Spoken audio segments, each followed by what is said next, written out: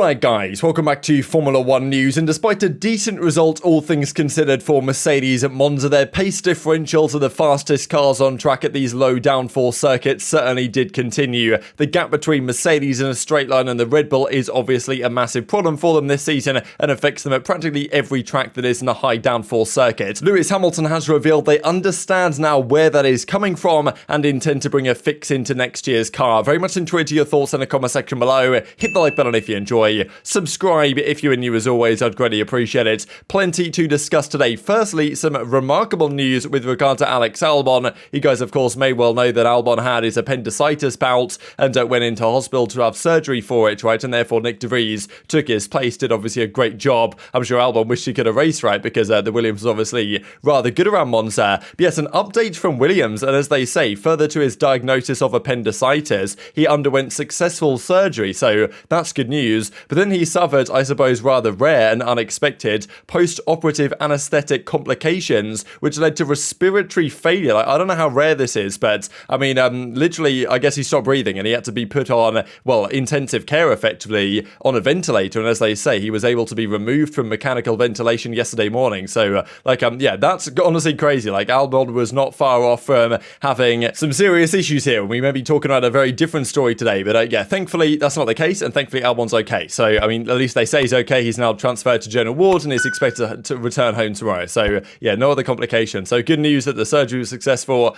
Crazy further complications, but good that they sorted that all out. And hopefully he's going to be good for the Singapore Grand Prix later this month. So, good news for Alex Albon, but certainly concerning news, no doubt about it. This also with regard to that Williams seat for next season. Jos Capito from Williams said that Nick De Vries is certainly not a bad option, but far from the guarantee. You'd have thought it was rather a good job interview that Nick De Vries did, no doubt, this past weekend. Latifi is certainly in the mud, but who they replace Latifi with next season is an interesting question mark. De Vries, you'd imagine, would be a pretty strong candidate after that performance, but I suppose it remains to be seen. There are many names floating around. Even Mick Schumacher is a big name just because we don't know if he's going to be at Haas. Apparently they want to get rid of him for Giovinazzi. Surprising to me, but again, we shall see how it goes. This also from Aston Martin. Recently crowned Formula 2 champion Felipe Drugovich will become their effectively reserve driver next season, or at least will join their driver program, development program. So I'm pretty sure he's basically going to be their reserve driver next year. So that's an update for you guys on that side of things. Let's talk about how the race went this weekend then. So firstly, because we did talk about this before the weekend began, that Ferrari were planning to rev their engine up and run it at a higher capacity to try and take down the Red Bulls. According to Giuliano De Chester, they did that in qualifying, which might be why they actually had, in the non-DRS straights, better straight line performance than the Red Bulls, was because they maxed out their engine, got pole position. That was good for the fans. Of course, as it turned out on the Sunday, different story. Degradation for them was still higher, and apparently they did run a more calibrated setup with a power unit in the race, such that their race didn't explode. Because in fairness, it would have been even worse look for Ferrari if they were to be almost there with Max Verstappen, but then Leclerc's engine breaks with a few laps to go.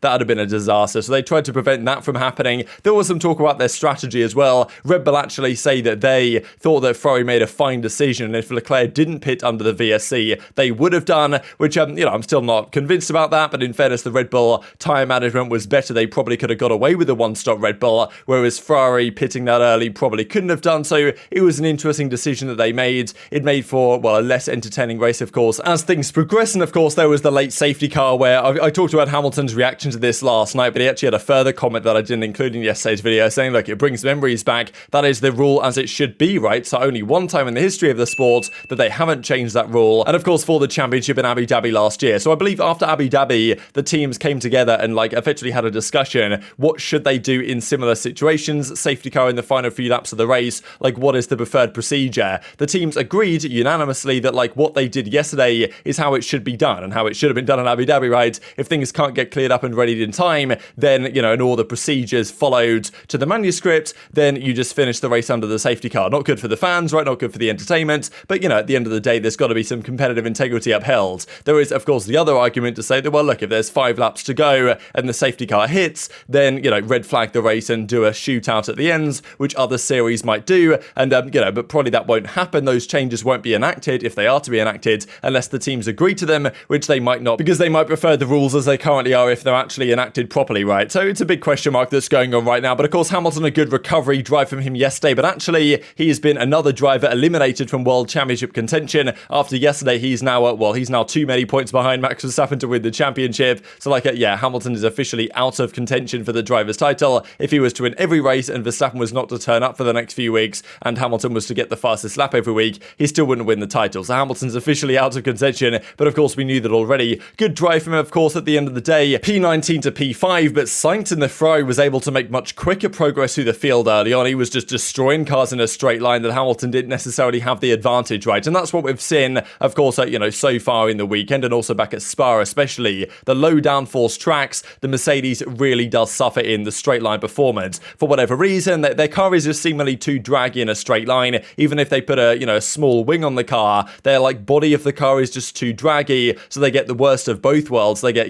poor downforce and a pretty high drag. So they pretty much get demolished by Red Bull, and the only reason why I think they're more competitive with Ferrari in the race now on these higher speed tracks is because Ferrari's tyre management doesn't seem to be so good nowadays. So, third, fifth for Mercedes, not bad, but Hamilton actually mentioned here in an interview before the weekend began, their issue with the car, right? I think this is actually after qualifying, and he already knew at that point he was, 1.3 seconds off the pace. Back in Spa, he was 1.7 seconds off the pace. That's the Mercedes deficit on these low downforce circuits. On the other tracks, Hungary, Budapest, of course, Zandvoort, they're pretty much there or thereabouts with the fastest car. So that is their key issue. They recognize that's the key issue, and Hamilton describes they know where that's coming from. They know precisely where the issue is. Whether they can fix it for next year, of course, does remain to be seen, but he's confident they can. The gap, it was 1.8 at Spa, it's 1.5 today. It's the quickest lap of the year. 1.5. Well, it was 1.7 for us in Spa. Okay, sorry. 1.7 and a bit. 0.1 does make a difference. But 1.5 around here. That's the story, isn't it? Yeah, but we know what it is, and we just can't do anything about it in season. So, but we know where that issue is, and we're working towards making sure that we don't have that next year. I guess if anyone's anxious, it's just, can we make that change for next year and apply it? But the truth is, we do really have an amazing aero group, and we all put every single one of us, we win and we lose as a team, we all put our hand up and say we didn't do a great job this year, and we take that on together. There's not one individual or one group that's more to blame than the other. But yeah, definitely coming to it's a frustrating season because the last race the car felt underneath us. All of a sudden, hey, this is a racing car, and then you go to here, and it actually doesn't feel bad, but we're just miles away. So that's mentally, that's kind of a hard one to get around, So Hamilton's look, we got it wrong this year. And this is interesting because at the start of the season when the no side pod design was unveiled, people were like, damn, not only can they generate, the same kind of performance in the car as other cars, but also they should have less drag because the side pods are smaller. Turns out, whatever the design of that aero is, it's not really efficient in a straight line like the Red Bull is, like even the Ferrari is, despite the bigger side pods those cars have. So that is interesting. Now, seemingly, according to Hamilton, they know where this is coming from. He pretty much said they know where the issue is. Whether it's a design of a specific part of the car, because I'm sure they're doing the wind tunnel testing to figure out, okay, why exactly is this car less efficient in a straight line, even with a low downforce rear wing than the other cars are? Is it something to do with the floor? What is the issue?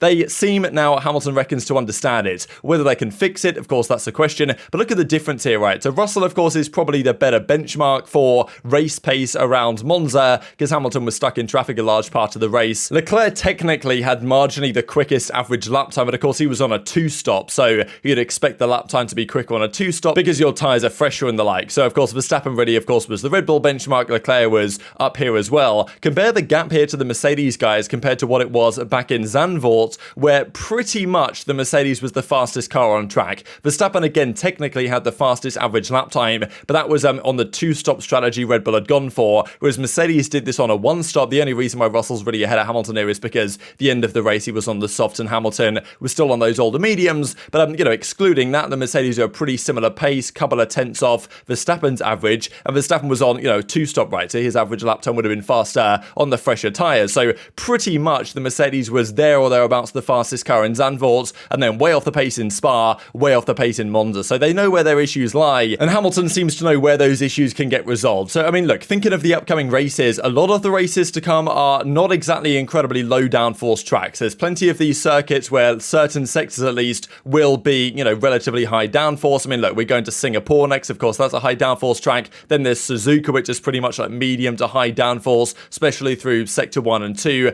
Then you've got, I forget exactly what's after Suzuka, but I think there's Mexico, right? And Mexico is probably relatively low downforce, but there is a tricky sector in there, but it does have a massive straight. So, you know, Mexico is probably not going to be in Mercedes' favor. Then there's COTA in the US, in Texas, where, okay, there's a couple of big straights, but probably slightly higher downforce. Then you go to the final couple of races. Brazil, of course, is also kind of on that line as well. So there's a few races left that might potentially favor Mercedes. I don't expect them to be as far back as they were this weekend, probably at any time from now to the end of the season. And of course, that's going to give them the best chance they possibly have to actually get a race win, but it's pretty much going to have to be at a circuit that suits them. And they well know they need a car next year that actually can do something at every track. Because if they were as competitive as they were at, you know, Zandvoort at every weekends, then they'd have, you know, they'd have a good few race victories more than likely by now. But it's only certain circuits that suit this car. Apparently they know what's wrong with it, but they've got to actually result in fixing it next season, because it's not a problem that most other teams on the grid actually have. But very much intrigued to your thoughts on all this stuff in the comment section below. Hit the like button if you enjoyed, subscribe if you are new, take care,